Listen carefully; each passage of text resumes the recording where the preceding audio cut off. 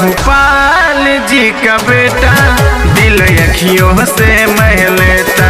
महिपाल जी का बेटा दिल अखियों से मह लेता। महिपाल जी का बेटा दिल अखियों से मह लेता। अरे जाजा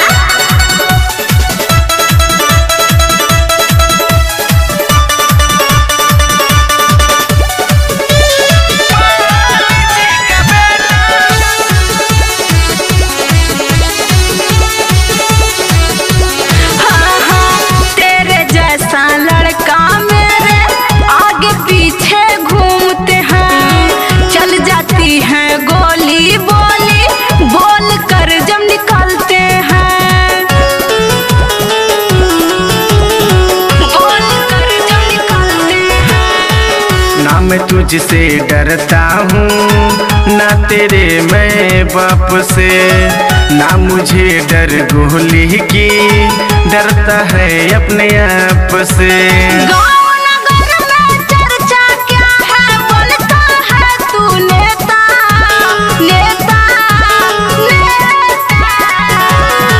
महिपाल जी का बेटा,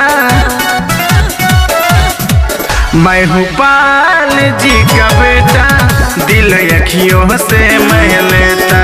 महिपाल जी का बेटा दिल अखियों से मह लेता।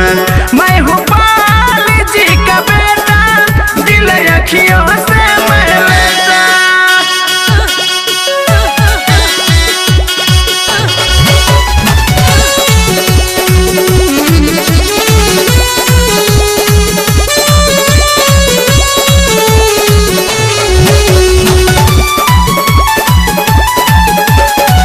चलता हूँ जब रोड पे मैं लड़कियाँ मर जाती हैं, ना किसी को देता भाव अपने आप आती हैं,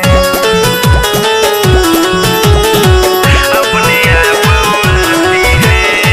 कह रही हूँ बात समझ ले ए लैला के दीवाने, बीत गया है जमाना छोड़ दे सपने सजाने। अशोक और विकास समझ ले खत्म हो जाएगा डेटा, डेटा और डेटा। महिपाल जी का बेटा, महिपाल जी का बेटा दिल अखियों से मह लेता। महिपाल जी का बेटा दिल अखियों से मह लेता। महिपाल जी का बेटा दिल अखियों से मह लेता।